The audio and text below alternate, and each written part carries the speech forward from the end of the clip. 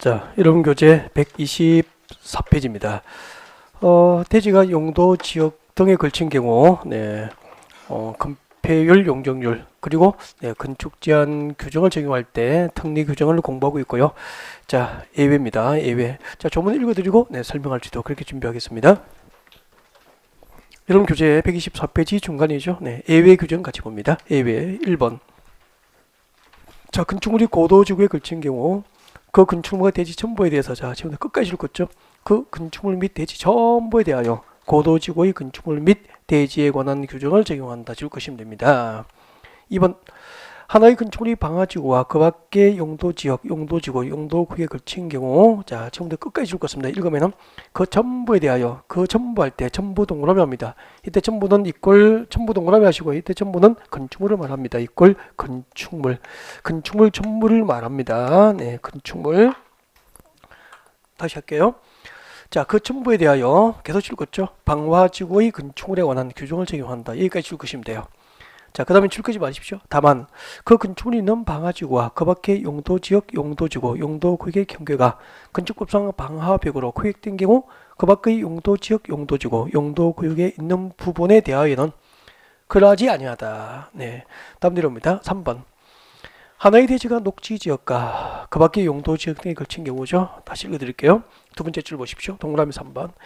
하나의 대지가 녹지지역과 그 밖의 용도지역, 용도지구, 용도구역에 걸쳐 있는 경우에는, 자, 지금부터 줄 것입니다.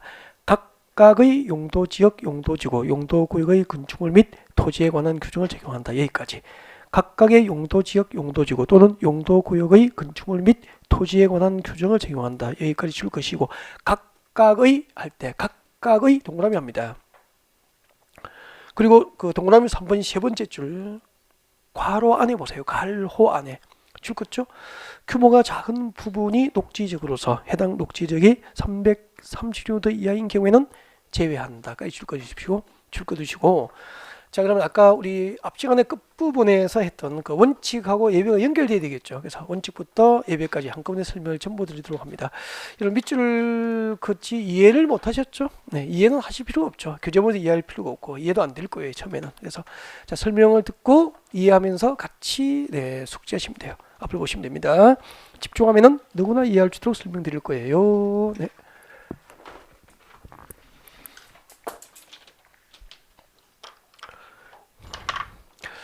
자, 한 개의 대지가 두 개의 성의 용도지에 걸친 경우 행위제한입니다. 처음부터 합니다. 네, 앞 시간에 했던 거 다시 할게요. 집중. 한 개의 대지 1000제곱미터였죠. 1000제곱미터가 두 개의 용도지에 걸쳤을 겁니다. 네, 앞 시간하고 그림을 똑같이 그릴게요. 한 개의 대지 1000제곱미터가 두 개의 용도지에 걸쳤습니다.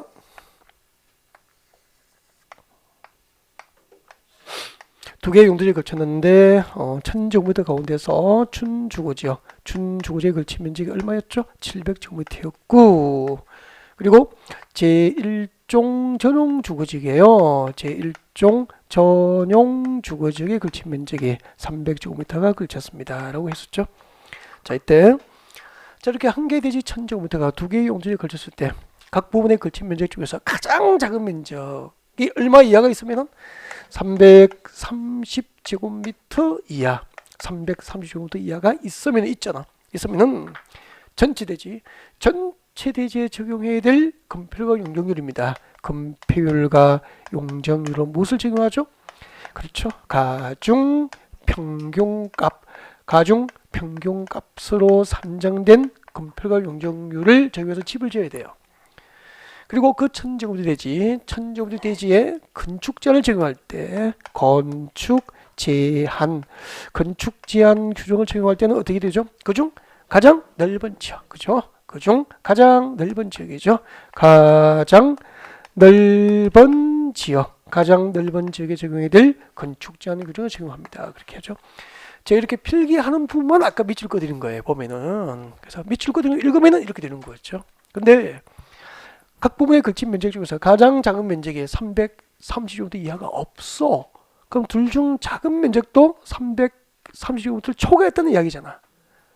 그 어느 정도 면적이 되기 때문에 100평이 되기 때문에 100평이 넘기 때문에 그럴 때는 각각의 용도지역에 적용해야 될 건폐율과 용적률, 건축 제한 규정을 각각 적용해서 건축이 가능합니다. 라고 했을 거예요.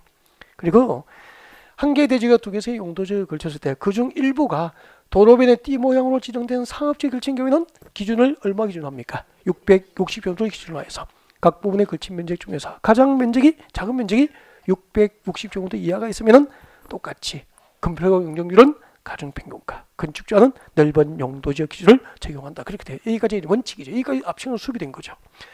특례입니다. 이제 예외가 있죠. 예외를 순서대로 외우라고 하시는 거예요. 일단 이거 외워야 돼. 이해하면서. 막 외우면 안 되고 이해되고 순서까지 기억하십시오. 한 개의 대지가 두 개의 용도지에 걸쳤어. 보세요. 두 개의 용도지에 걸친 거 맞죠? 두 개의 용도지에 걸쳤는데 그때 건축물이 일부라도 제일 먼저 외우십시오. 어디에 걸치면은 고도지구에 걸치면 이 고도지구 외우라고. 예외 1번은 고도지구에 걸친 경우라고 외우시라고. 고도지구에 걸치면은 그 건축물 전부 대지는 고도지구에 적용해야 될 건축물과 대지 규정이 적용됩니다. 한 개의 대지가 두 개의 용도지구에 걸쳤을 때 건축물 일부라도 어디에 걸치면은 건축물 일부가 고도지구에 걸쳐버리면은 면적을 안 따지니까 면적을 안 적은 거야. 여기는 면적 규모와 상관없이 그 건축물 전부 대지는 고도지구에 적용해야 될 건축물과 대지 규정을 적용한다는 거예요. 그리고 두 번째, 한 개의 대지가 두 개의 용도지에 걸쳤을 때 걸쳤잖아. 이렇게 한 개의 대지가 두 개의 용도지에 걸쳤을 때 이번에는 건축물이 오른쪽이 여러분 방화지구예요. 그래서 건축물이 방화지구 안팎에 걸치게 돼서 방화지구와 그 밖의 용도 지역 등에 걸쳤다고. 걸쳐버리면 그 건축물 전부는 방화지구 안에 건축물 기준을 적용해서 집을 지어야 돼요. 가만히 여기를 보고 두 그림의 차이가 뭐죠? 대지 부분에 대한 그죠? 적용이죠.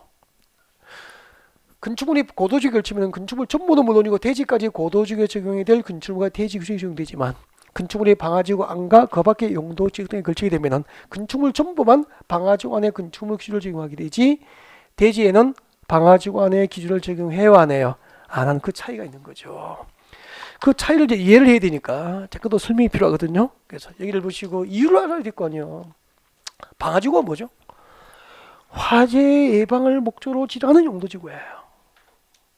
그래서 우리 건축부에서는 방화지구에서 집을 지을 때는 화재를 예방해야 되니까 이 건축물의 주요 구조부 있잖아요. 방화지구에서 건축하는 이 건축물의 주요 구조부를 내화 구조로 합니다. 견딜래 불화, 화재에 견딜 수 있는 성능을 갖춘 구조로 건축을 하는 거죠.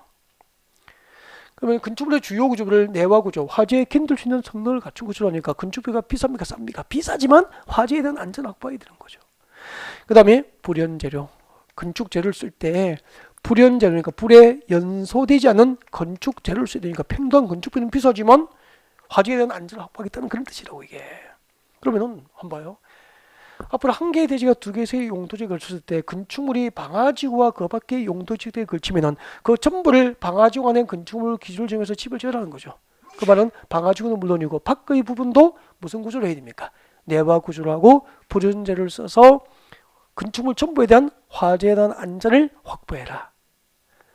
면적을 따질 게 아니다 이 말이야. 그래서 이렇게 예외를 인정한 거라고. 이해가 됐죠? 근데 대지는 땅이죠. 땅은 내화 구조로 하거나 불연재료를 써야 될 대상이 아니니까 땅에다가 방화지구 안에 건축물 기준을 적용할 필요가 있어 없어? 없다 이 말이야. 왜 대지에는 방화지구 기준이 적용되지 않는지 알겠죠? 그럼 이해가 되잖아. 이제 너무 쉽잖아. 그래서 한 개의 대지가 두 개의 용도지에 걸쳤을 때 330도 이하가 있다고 해서 건폐가 용적률을 적용하고 또 건축지 않은 그중 넓은 용도지를 적용하는 기준을 적용하지 않는 예외 규정 1번이 건축물이 어디에 걸쳤을 때? 고도지구에 걸쳤을 때. 두 번째는 방화지구 안팎에 걸쳤을 때. 이렇게 외우면 끝난 거잖아. 이거 자체를 외우라니까. 넓게 보면서. 그 다음에 세 번째는 왜요? 이거 가지고 한 문제 냅니까? 전체를 가지고 냅니까? 전체를 봐야 제도를 보는 거잖아. 그래서 세 번째는 이렇게 됩니다. 이 제일 어려워요. 작년에 개정돼가지고 제일 어렵고 혼자 하면은 좀 힘들어요. 그래서 책을 보면 안 되는데 책은 책 좀 보지 말고 저 좀 봐주세요. 미안해요. 네. 설명하면은 여기 집중해도 힘든데. 네. 한 개의 대지가 녹지지역과 그 밖의 용도지에 걸쳤어. 녹지지역에 700제곱미터 걸쳤고 그 밖의 용도지역, 그 밖의 용도지역 아무거나 하면 되지. 뭐 준주거지역 할게. 준주거지역에 300제곱미터 걸쳤다고. 원칙대로 하면 어떻게 하죠? 둘 중 작은 면적이 330제곱미터 이하가 있으니까 건폐가 용적률은 가중 평균값이고 건축자는 둘 중 넓은 용도지역 기준을 적용하는 게 원칙이잖아요. 근데 한 개의 대지가 두 개의 용도지역을 걸쳤을 때 외우십시오. 녹지지역과 그 밖의 용도지역의 대지가 걸치면은 아까 외웠잖아. 동그라미 해드렸잖아. 각각의 용도지역입니다. 각각의 용도지역이니까 녹지지역은 녹지지역 700제곱미터는 녹지지역에 적용해야 될 건폐가 용적률, 건축 제한 규정을 그대로 적용하고 그 밖의 용도지역, 준주거지역은 준주거지역에 적용해야 될 건축 제한, 건폐 용적률 규정을 각각 적용하는 거예요. 그래서 앞으로 한 개의 대지가 두 개의 용도지역에 걸쳤을 때 녹지지역과 딱 넣으면 녹지지역과 그 밖의 용도지역에 걸쳤다. 녹지지역 딱 넣으면 머릿속에 딱 쳐야 돼. 무엇이 쳐야 되죠? 각각의 녹지지역 넣으면 각각의 그렇게 오시라고. 각각의 용도지역에 관한 규정을 적용하는 거야. 그러니까 그 정도로 인식이 돼 있어야 돼요. 그 문제가 참 쉽단 말이야. 그렇게 딱 각인되어 있지 않으면 또 332이 되고 막 하는 거야. 자기도 몰래 이게. 녹지정만 보면 딱 경기라서 놀라면 각각의. 그런데 어려워요. 잘 보세요. 어려워요. 특례에 대한 특례가 또 있어. 작년에 이 개정되면서 상당히 어려워졌다고. 이런 거 나오면은 보통 수험생들은 힘들거든. 혼자 하시면은. 자 봐요. 제가 이 그림을 나갈 때까지 지울까 안 지울까? 안 지운다니까. 이걸 카메라 앵글로 딱 잡아서 딱 찍어서 지하철 타고 다니면 계속 말하는 연습해야 돼. 그림 보고. 그 그림 보고 말을 할 수 있으면은 그분은 이해하고 있는 거예요. 그림 보고 말할 때까지 연습하셔야 돼. 시작할게요. 한 개의 대지가 녹지지역과 봐요. 녹지지역과 그 밖에 용도지에 걸쳤어. 녹지지역과 준주에 걸쳤다고. 녹지지역만 딱 보면 머릿속에 각각의 한번 스쳤죠. 근데 둘 중 작은 면적이 녹지지역이고 둘 중 작은 면적이 녹지지역 맞습니까? 녹지지역이고 녹지지역에 걸친 면적이 얼마 이하? 330제곱미터 이하가 있는 경우에는 그러하지 아니하다. 그 말은 각각의 용도지역의 규정을 적용하지 아니한다는 거야 이때는. 그러면 각각의 용도지역 규정을 적용 안 하니까 특례를 인정 안 하니까 원칙대로 하라는 거잖아. 그러니까 원칙대로 하면은 둘 중 작은 면적이 어디죠? 녹지지역이잖아. 330제곱미터 이하가 있죠. 그러면은 이 천지 대지의 건폐력 용적률은 뭘 적용해야 됩니까? 가중평균가. 건축자는 넓은 용도지역 뭐죠? 준주거지역에 적용해야 될 건축 제한 규정을 여기다가 적용해서 330제곱미터 이하 100평이 안 되는 작은 녹지는 넓은 용도지역 기준에 의해서 개발이 가능하도록 규제를 완화해 준 거라고. 종전에는 재작년까지는 대지가 녹지지역과 그 밖의 용도지역이 무조건 각각이었어. 그러면은 녹지지역에 걸친 면적이 330제곱미터 이하 100평이 안 되는 작은 녹지지역도 넓은 용도지역 기준에 의해서 개발이 안 됐거든요.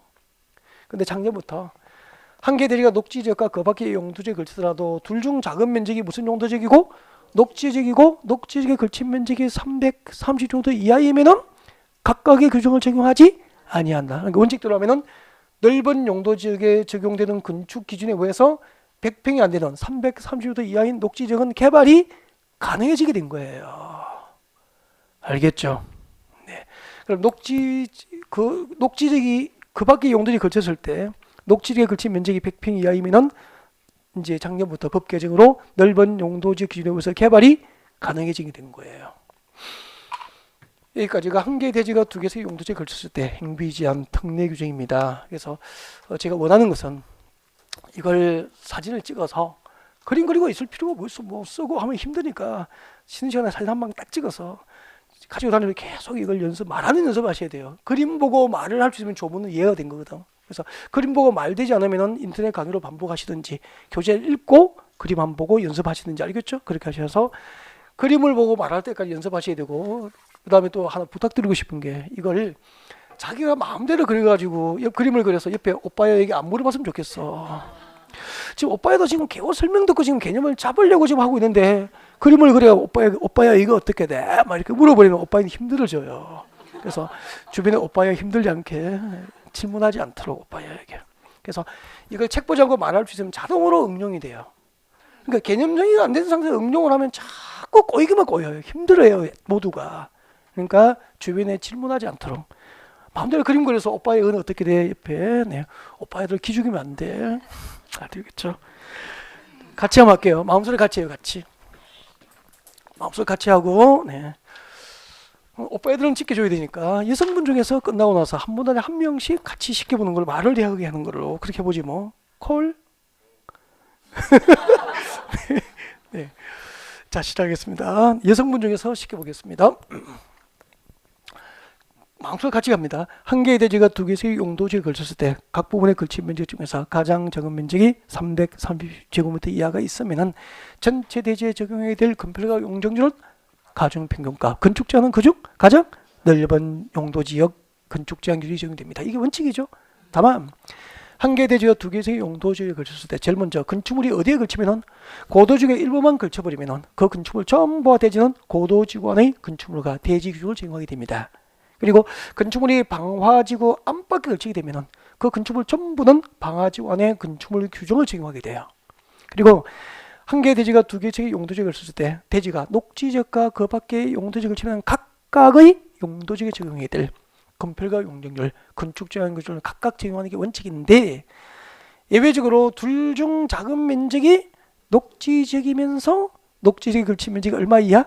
330제곱미터 이하가 있는 경우에는 그러하지 아니하다. 그래서 큰 줄기는 다 했거든요. 여기 이제 조금만요. 조금만. 자, 다시 들어갑니다. 한 개의 대지가 녹지지역과 방화지구, 녹지지역과 한 개의 대지가 두 개의 용적에 걸쳤는데 건축물의 일부가 방화지구 안팎에 걸쳐버렸잖아. 그때는 그 건축물 전부를 방화지구 안에 건축물 기준을 적용해서 방화지구 밖의 건축물도 무슨 구조로 해야 됩니까? 내부화 구조라고 부르는 재료를 사용해서 건축물 전부에 대한 화재에 대한 안전을 확보하라는 얘기예요. 근데 방화지구와 그 밖의 지역 사이에 방화벽으로 구역을 했어. 방화벽. 방화벽이 뭐냐면은 화염의 확산을 막을 수 있는 벽으로 막은 거죠. 그러면은 봐요. 방화벽으로 구역되면은 밖의 건축물 부분에 화재가 발생해서 불이 타더라도 방화벽으로 막아뒀잖아. 그럼 밖의 건축물은 안전이 확보됐죠. 그래서 방화벽으로 구역된 경우 밖의 건축물 부분은 방화지구 안에 건축물 기준을 적용하지 아니하는 거예요. 그러면은 방화벽으로 구역된 경우 방화벽으로 구역된 밖의 건축물 부분은 방화지구 안에 기준을 적용하지 않으니까 내화 구조로 하거나 불연 재료로 할 필요가 없다는 거예요. 왜요? 방화벽으로 구역해서 여기 화재가 발생하더라도 안전이 확보됐으니까 방화벽으로 막아뒀으니까 그렇다는 거죠. 알겠죠? 그 다음에 이때 시험 낼 때 이 두 개는 대지가 정답을 결정하거든. 그럼 여기 시험은 이렇게 나오죠. OX로 답을 할 것. 하나의 건축물이 방화지구 안과 그 밖의 용도지에 걸치게 됐을 때 네, 하나의 대지가 방화지구와 그 밖의 용도지에 걸치게 된 경우에는 그 건축물 전부와 대지에 관하여 방화지구 안의 건축물 및 대지에 관한 규정이 적용된다. O 묻겠습니까? X. 대지는 방화지구 구시를 적용합니까? 안 합니까? 안 하죠. 예를 들면 그렇게 나오는 거죠. 대지를 초과해서 문제가 나와요. 뭐 뻔한 거잖아. 그건 별로 뭐 어려울 거 없죠. 자, 일단은 이제 여기는 그만 보고 그 다음에 진도를 나가야 되니까 이대로 남겨둘 테니까 쉬는 시간에 네, 여러분이 요리하십시오. 그 다음에 4번 옵니다. 125페이지 4번. 도시적에서 다른 법률의 적용 배제 찾으셨습니까? 별표하시고요. 암기하셔야 되거든요. 도시적에 대해서는 다음 법률 규정을 적용하지 않는다. 줄 것이십시오. 자, 도시적의 적용을 배제하는 법 몇 개가 있죠? 2개. 도시적에서는 도로법상 접도구역의 지정, 접도구역 줄 것이고, 그리고 2번 농지법상 농지취득 자격 증명 줄 것죠. 농지취득 자격 증명 규정을 도시적에서는 적용하지 아니합니다. 단 뒤에 줄 거 주십시오. 녹지지역의 농지로서 도시군 계획시설 사업에 필요하지 않은 농지까지. 녹지지역 농지로서 도시군 계획시설 사업에 필요하지 아니한 농지는 그러하지 아니하다. 그러하지 아니하다니까 예외적으로 농지법상 농지취득 자격 증명 규정을 적용한다는 뜻이에요. 이렇게 두시고 고개를 들면은 자 설명드리겠습니다. 설명 듣고 이해하는 게 곧 암기라고 생각하시면 되죠. 네, 자 배워 주세요. 설명드립니다. 그림은 필요 없습니다. 여러분은 그리지 마세요. 서울이고 용도지역이 도시지역입니다. 여러분 서울처럼 용도지역이 도시지역으로 지정된 지역에 적용을 하지 않는 법이 두 가지가 지금 배우고 있는 거죠.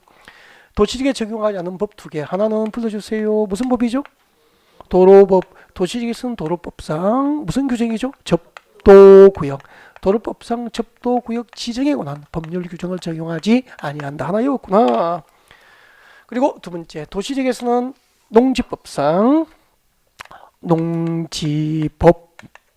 농지법상 농지 취득 자격 증명제, 농지법상 농지 취득 자격 증명제도에 관한 규정을 도시지역에서는 적용하지 않는다는 거죠. 왜요? 그 왜를 물어 그냥 외울 수는 없잖아요. 그래서 왜 적용하지 않는지를 설명드리려고. 알면은 이해가 되거든요. 그게 가장 저도 암기방법이니까 지금도 설명할 거예요. 그러면은 이제 서울이고 여기는 도로가 있습니다. 또 도로는 항상 도시지역 밖으로 이렇게 도시지역 안에 도로는 도시지역 밖에도 있잖아요. 연결되잖아요. 도시지역과 도시지역 밖에 이렇게 도로법상 도로가 있어요. 도로가 있으면은 이 도로법상 접도구역 지정에 관한 법을 도시지역에서는 이 법을 적용해요, 안 해요? 서울 같은 도시지역은 이 법 적용하지 않겠다. 그 말 바꾸게 가면은 도시지역 밖에는 도로법상 접도구역 지정에 관한 법이 적용된다는 이야기잖아요. 그러면 접도구역이 이거예요. 도로경계선 양쪽에다가 이렇게 도로경계선 양쪽에다가 이렇게 접도구역을 지정할 수 있는 거예요. 이게 접도구역이에요. 예를 들면은 도로법에 의해서 접도구역이 이렇게 지정되는 거죠. 그럼 이렇게 생각하시면 되죠. 우리 오늘 첫 시간에 개발제한구역과 도시자연공원구역과 시가바지정구역과 수산조원보호구역과 입지규제 취소구역은 도시군 관리구역으로 지정하고 변경을 결정할 수 있는 국토교급성 용도구역이에요. 그럼 접도구역은 도로법에 의해서 지정되는 용도구역이라고. 어디에 지정되냐면은 접도니까 도로에 접하는 부분에 도로법에 의해서 지정하는 용도구역을 말하는 거예요. 알겠죠? 그럼 이는 도로법에 의해서 지정되니까 접도구역의 지정과 변경은 도로법상 접도구역의 지정과 변경은 도시군 관리구역이다. O 묻겠습니까? X. 국토교급성 도시군 관리구역으로 지정과 변경을 결정하는 용도구역은 개발제한구역부터 입지규제 취소구역까지 5개뿐인 거야. 예를 들면 시험에 이렇게 나오잖아.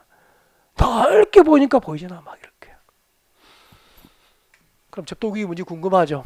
도로에 접하는 부분에 이렇게 지정되는 도로법에 의해서 지정하는 용도구역인데 지정 목적이 이렇게 돼 있어요. 도로법에서 접도구역의 지정 목적은 도로 주변의 자연 경관을 유지하고 보존하는 게 목적이라고 되어 있어. 도로 주변의 자연 경관을 유지하고 보존하는 게 목적이니까 건축물의 건축 등 개발은 원칙적으로 허용할까 제한할까? 제한. 그러니까 이렇게 생각하시면 되잖아. 도시 주변에는 그린벨트가 개발을 규제하는 강력한 제도라면은 도로 주변의 개발을 규제하는 강력한 규제 역할을 하는 게 뭐죠? 접도구역. 그러니까 접도구역은 도로 주변에 지정되는 그린벨트로 생각하시면 되는 거야. 아, 도시 주변의 개발을 가장 못하도록 강력하게 규제한 것은 그린벨트고 도로 주변의 개발을 건축을 못하도록 개발을 규제하는 가장 강력한 제도가 뭐죠? 접도구역이고 수단자원 보호 육성이 필요한 공유수면과 그 인접된 토지, 해안가 공유수면과 그 인접된 토지에서 그린벨트 역할을 하는 것은 수산자원 보호구역이고 그러면은 해안가 바닷가에 땅 살 때 조심해야 되는 것은 수산자원 보호구역이고 도시적 밖에 도로 주변의 땅을 살 때 조심해야 되는 것은 접도구역이고 도시 주변의 땅을 살 때 조심해야 되는 것은 개발제한구역이고 됐습니까? 도시지역 주변에는 그린벨트가 있고 도로 주변에는 접도구역이 있고 해안가에는 수산자원 보호구역이 있고 그렇게 이해하시면 되잖아요. 다 보이잖아. 그러면 접도구역에서 일단 땅 사면은 건축물의 건축 등 개발이 허용됩니까? 제한됩니까? 제한되니까 도로에 접하고 있어 맹지를 매놔 있으니까 여기에 형님 건축할 수 있습니다 라고 하면은 큰일 난다 이 말이야. 그 형님 어쩌려고. 그러니까 이렇게 도로 주변에 접도구역이 있으면은 뒤쪽에 이렇게 접도구역이 아닌 곳에 땅을 사야 된다 이 말입니다. 아셨죠? 그러면은 서울과 같은 도시지역에는 도로 주변에 접도구역 지역에서 건축을 못하도록 제한하면은 도시를 만들 수 있어 없어? 없으니까 도시지역에는 접도구역 지정을 할 수 없도록 이 법을 적용합니까? 적용하지 않는 겁니까? 적용하지. 설명 듣고 나니까 외울 일이 없잖아. 외울 일이. 그러니까 무조건 쪽지에 적어서 왜를 모르면서 외우는 것은 힘들다는 거지. 이해하니까 외울 일이 없는데. 그 다음에 봐요. 농지법에서는 대한민국에서는 농지를 살 때는 농지를 취득할 때는 그 농지를 취득할 수 있는 농업인의 자격이 있는지 증명서를 발급받게 합니다. 이것을 농지 취득 자격 증명이라고 하는 거죠. 농지를 취득할 수 있는 자격 이꼴 뭐죠? 농지법상 농업인의 요건이죠. 농업인의 자격을 갖춰야 되는 거야. 그러니까 농지법상 나중에 배우게 됩니다. 농지법이 정한 농업인의 요건을 갖추면은 농지를 지정할 수 있는 농업인의 요건을 갖췄다고 증명서가 발급돼요. 그것을 나중에 실무에 나가면 줄여서 농취증이라고 하더라고. 농취증.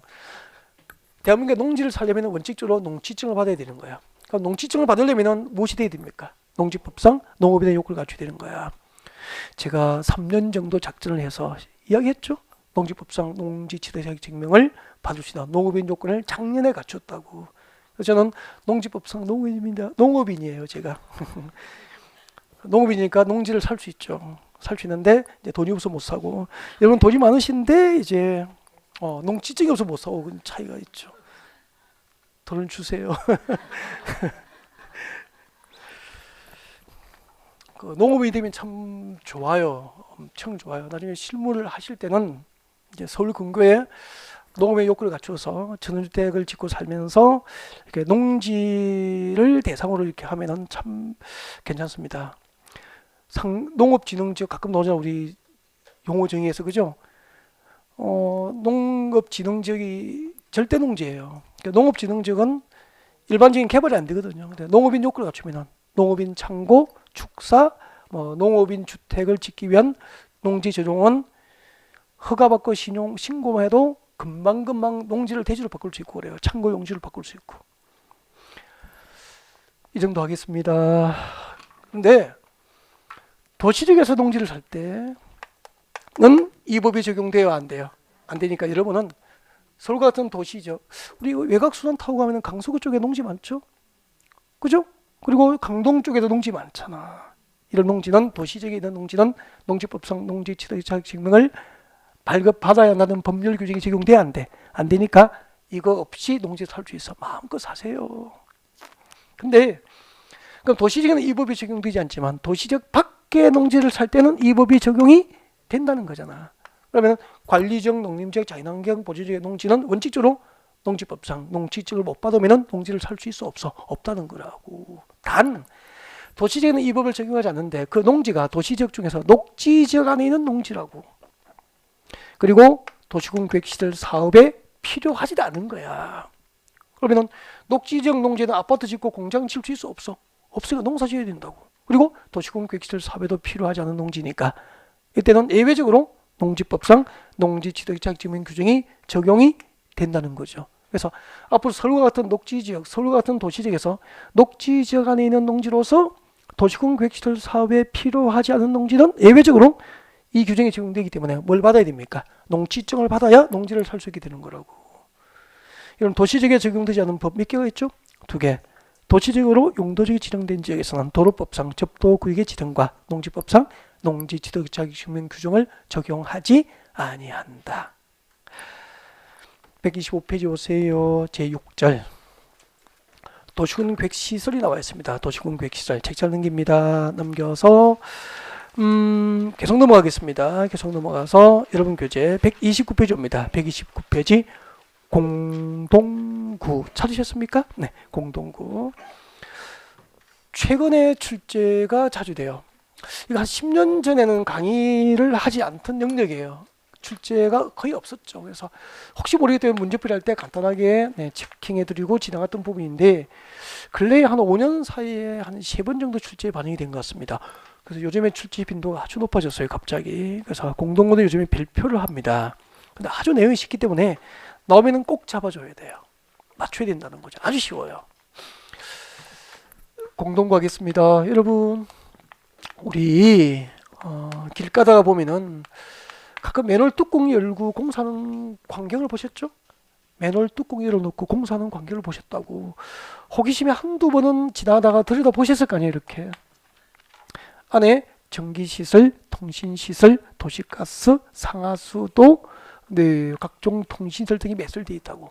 이렇게 지하에 전기 전설로 통신선, 그리고 뭐 상하수 시설 이런 것이 공동으로 수용된 지역 난방 시설 이런 것이 공동으로 수용된 시설물을 무엇이라고 합니까? 공동구라고 그래. 우리 지난 겨울에 그 일산 백석역에 지역 난방 시설 터진 적이 있었죠? 터져가지고 뭐 화상도 당하고, 네, 약간 인명피해도 있고 막 그랬었잖아요. 그 지역 난방 시설이라든지 전기, 전설로 이런 것이 지하에 공동 수용된 그 시설물이 뭐죠? 공동구라고. 공동구. 강남은 설치돼 있어요. 그러면은 그 분당이나 일산, 강남에 사시는 분들의 자부심 중 하나가 일단은 신도시니까 계획도시잖아. 도시계획을 하는 단계에서 전부 도로 밑에 무엇을 넣은 거죠? 공동구 설치되어 있기 때문에 지상에 전신주가 없어요. 그 지상 공간이 얼마나 깨끗합니까? 이 공동구 때문에 그런 거죠. 그러면은 그 분당 신도시나 일산 신도시, 강남 신도시 개발할 때 공동구가 설치된 것은 이렇게 도시 개발할 때, 택지 개발할 때 면적 규모가 200만 제곱미터 초과하면은 공동구 의무 설치 대상이거든. 그러니까 도시계획 설계 단계에서 의무를 다 넣어야 된다고. 그래서 지상 공간에 전신주가 없는 거예요. 그럼 시험 쳐야 되니까 공동구 의무 설치 대상, 그리고 설치 비용을 누가 부담할까? 관리할 때 관리 비용은 누가 부담할까? 그 다음에 뭐 공동구 안전비 유지 관리가 몇 년마다 수립 시행이 될까? 법적으로 공동구는 누가 책임지고 관리해야 될까? 이런 것들을 공부하면 돼요. 내용 같이 볼까요? 교재 129페이지 2번 저 위에 있죠. 공동구 의무적 설치 대상 발표하시고 외워야죠. 다음에 해당하는 지역지구 구역 몇 개가 있죠? 박스 안에 5개. 빨리 줄 것입니다. 동그라미 1번 박스 안에 제일 끝에 줄 것죠. 도시개발구역. 2번 제일 끝에 택지개발지구, 3번 제일 끝에 경제자유구역, 4번 끝에 정비구역. 네. 그리고 저 밑에 공동주택 특별법상 공동주택지구 뭐 이런 거. 그래서 1, 2, 3, 4 정도 완벽하게 외우시면 돼요. 도시개발구역, 택지개발지구, 경제자유구역, 정비구역, 재개발 재건축할 때 정비구역이 지정되잖아, 그죠? 이런 면적 규모가 올라갑니다. 얼마를 초과하면은 200만 제곱미터 초과 동그라미 하십시오. 그 위에 도시개발구역 등 면적 규모가 200만 제곱미터를 초과하면은 해당 지역에서 개발 사업을 시행하는 자가 의무적으로 뭘 설치하죠? 공동구를 설치해야 한다. 도시개발구역 등 면적 규모가 200만 제곱미터를 초과하면 법상 공동구 의무 설치 대상이 됩니다. 넘어갑니다. 130페이지 봅니다. 130페이지 4번 공동구의 수용 의무가 나와 있습니다. 지나갈 때마다 읽어야 됩니다. 수용 의무 발표하시고 읽어보겠습니다. 미출 것이십시오. 공동구 설치된 경우에는 대통령령이 정하는 바에 따라서 그 공동구에 수용되어야 할 시설은 모두 공동구에 수용되도록 하여야 한다. 라고 해서 아니 많은 예산을 들여서 공동구를 지하에 설치했는데 지상에 전신주가 보이면 돼? 안 돼? 안 되죠. 그래서 의무적으로 수용하라는 얘기예요. 그때 더 알아보기 옵니다. 여기서 두 번 정답이 결정됐습니다. 공동구에 의무적으로 수용해야 될 대상이 있습니다. 전선, 통신선, 수도관, 열수송관, 중수도관, 쓰레기 수송관은 의무 수용 대상이에요. 근데 외우지 말고 2번에 봅니다. 이거 별표하고 외우십시오.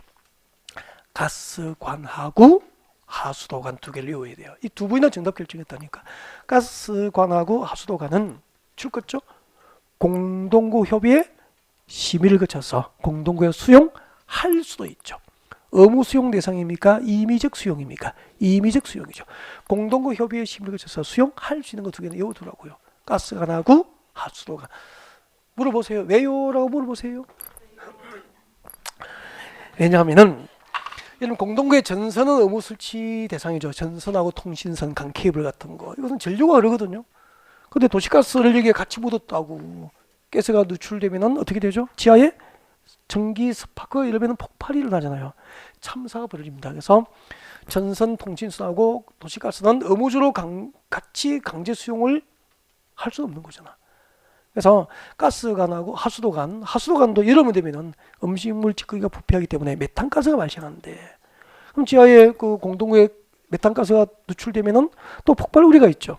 그래서 가스관하고 하수도관은 안전에 대한 확보가 됐을 때만 공동구 협의회 심의를 거쳐서 수용이 가능할 수 있도록 신중하게 법을 만든 거예요. 그런 이유입니다. 그래서 공동구의 의무 수용에 될 대상을 별도 외우지 말고 공동구 협의회 심의를 거쳐서 의무 수용 대상이 될 수 있는 것 두 가지를 기억하는 방법으로 공부하면 좋겠습니다.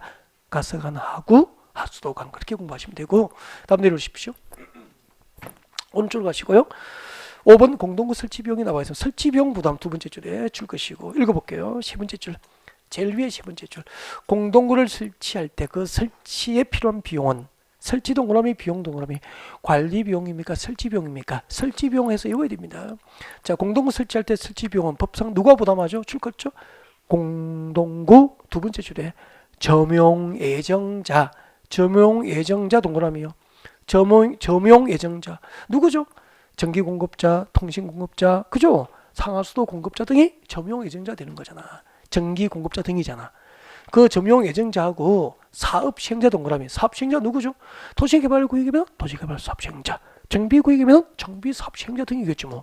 이렇게 공동구 설치할 때 설치 비용은 그 공동구 점용 예정자와 사업 시행자가 부담해요.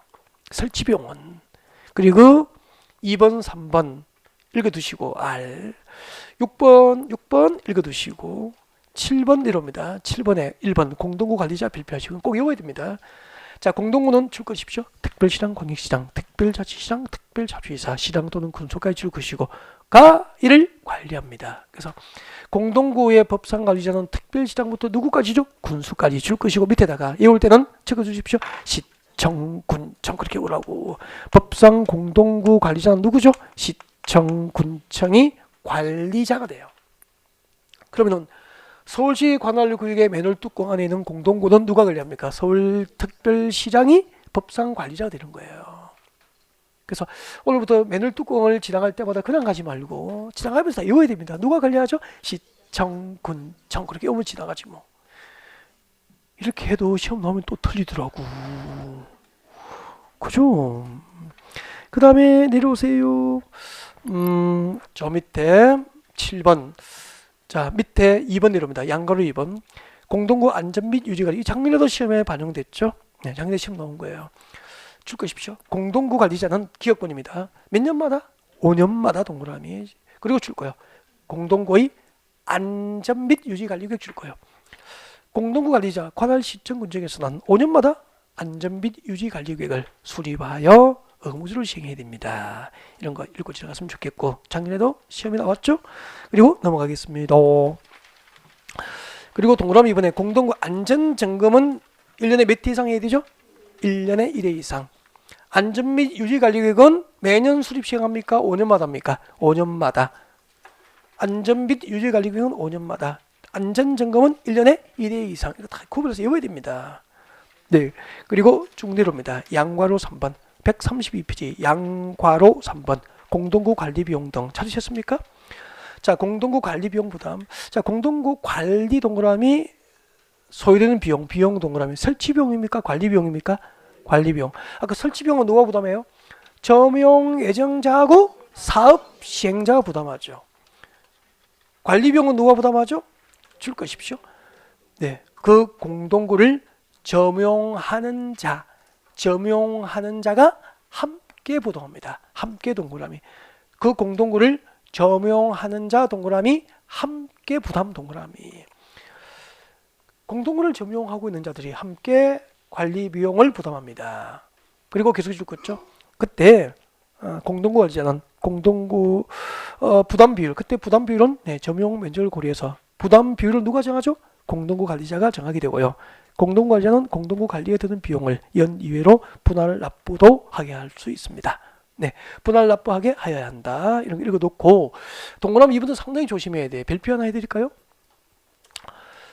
공동구 설치 비용을 부담하지 아니한 자가 설치된 공동구를 점용하고 사용하는 절차는 두 번째 줄에 봅니다. 세 번째 줄에 줄 것죠? 공동구 관리자로부터 점용 및 사용을 마저 허가받습니다. 그러니까 공동구 설치 비용을 부담하지 않더라도 공동구 관리자 누구죠? 시청, 군청이잖아. 관할 시청 군청으로부터 점용 및 사용 허가를 받으면 공동구에 점용 및 사용이 가능해요. 그리고 오른쪽으로 갑니다. 03번 광역시설입니다. 이런 것도 이제 그 광역시설도 이거 매번 설명하지 않을 거야. 딱 한 번 정도 해요. 한 번 문제 풀이 가기 전까지 쉬워서 이거 매번 설명할 시간이 없다고 한 번 정도 해드리거든. 이렇게 광역시설입니다. 광역시설 좀 봐주실래요? 광역시설 대 광역이 뭐죠? 배웠잖아. 한 개입니까? 두 개입니까? 그렇죠. 둘 이상 시 또는 군. 둘 이상의 시 또는 군 관할구역 전부 또는 일부를 광역이라고 합니다. 두 개성의 시군 관할구역 전부나 일부를 광역이라고 그러죠. 시설은 뭐죠? 기반시설이에요. 기반시설. 그럼 이런 뜻이잖아. 이제 기반시설 중에서 도로와 같은 기반시설 중에서 두 개성의 시군 관할구역, 두 개성의 시군 관할구역에 걸치는 시설입니다. 걸치는 시설은 무엇이 되는 거죠? 광역시설로 부르는 거야. 기반시설 중에서 두 개 이상의 시군 관할구역에 걸치는 시설은 광역시설이 되는 거죠. 무엇이 있죠? 지하철은 두 개 이상의 시군 관할구역에 걸치는 거 맞죠? 지하철, 철도, 도로, 운하, 한반도 대운하, 뭐 경인운하 그렇게 하잖아. 두 개 이상의 시군에 걸치는 이것은 광역시설이 되는 거야. 그 다음에 기반시설 중에서 두 개 이상의 시군이 공동 이용하는 시설. 이것도 광역시설이 되는 거죠. 인천공항은 인천 사람만 비행기 타요? 수도권의 두 개 이상의 시군이 공동 이용하는 거 맞죠? 인천 항만은 두 개 이상의 시군이 공동으로 다 여기서 서울에서 생산하는 상품도 여기서 선적하고 하죠? 네. 이런 게 다 공동 이용 시설, 전부 광역시설이라고 하는 거야. 그래서 광역시설 종류가 두 가지예요. 두 개 이상의 시군에 걸치는 광역시설도 있고 두 개 이상의 시군이 공동으로 이용하는 광역시설도 있고. 그래서 박산에 동그라미 1번, 2번으로 광역시설 종류를 구분해 뒀다고. 동그라미 1번 제일 끝에 봐요. 공동 이용하는 광역시설입니까? 걸치는 시설입니까? 걸치는 시설 동그라미 해두면 되잖아. 동그라미 2번 제일 끝에 걸치는 시설입니까? 공동 이용하는 시설입니까? 공동 이용하는 광역시설의 종류를 적어둔 거잖아. 지나갈 때 읽고 지나갔으면 좋겠고. 이것도 16회에 나오지 잘 나오진 않아요. 혹시 모르니까 이렇게 해드리는 거고요. 그 다음에 2번은 중요합니다. 별표하시고요. 이거 작년인가 나왔나? 읽어주십시오. 광역시설 설치와 관리는 광역시설을 설치하고 관리할 때는 출고요. 도시군계획시설 설치 관리 규정에 따른다. 이게 원칙이에요. 그 말은 도시군계획시설 설치 관리 규정에 따라서 광역시설을 설치하고 관리하는 것을 원칙으로 한다는 얘기예요. 근데 시험에 이렇게 나왔잖아요. 광역시설의 설치와 관리는 공동구 설치 관리 규정에 따른다. 엄격 씁니까? X잖아. 광역시설의 설치와 관리는 공동구 설치 관리 규정에 따른다가 아니고 일반적인 도시군계획시설 설치 관리 규정에 따른다. 그렇게 나온 거죠. 이게 원칙인데 예외가 있어요. 광역시설에 관계되는 특별시장 광역시장 시장군수는 두 번째 주제 협약을 체결 동그라미 하십시오. 협의회 등 구성 동그라미 하십시오. 관계되는 시장군수가 협약을 체결하거나 협의회 등을 구성해서 광역시설 설치 관리를 할 수도 있어. 그래서 원칙입니까? 예외입니까? 예외. 이 예외를 또 원칙으로 시험을 내더라고요. 예를 들면 이렇게 나옵니다. 광역시설은 그 광역시설에 관계되는 시장군수가 협약을 체결하거나 협의회 등을 구성하여 이를 설치 관리하여야 한다. 옮겼습니까? X. 원칙은 도시군계획시설 설치 관리 규정에 따르는 게 원칙이지만 예외적으로 관계되는 시장군수가 협약을 체결하거나 협의회 등을 구성해서 설치 관리할 수도 있다. 예외적으로 할 수 있는 거지. 협약을 체결하거나 협의회 등을 구성하여 설치 관리를 하여야 한다는 표현은 맞습니까? 틀립니까? 틀리잖아. 그렇게도 나온 적이 있고. 넘어갑니다. 저 위에 동그라미 2번 법인 주의해야 되죠. 법인 주의. 별표해야 되겠네요. 국가계획을 설치하는 광역시설 줄 것이고요. 국가계획을 설치하는 광역시설 밑에 적으세요. 예를 들면은 중앙정부가 법률로 수립하는 국가계획에 따라서 설치하는 광역시설 무엇이 있을까요? 인천공항,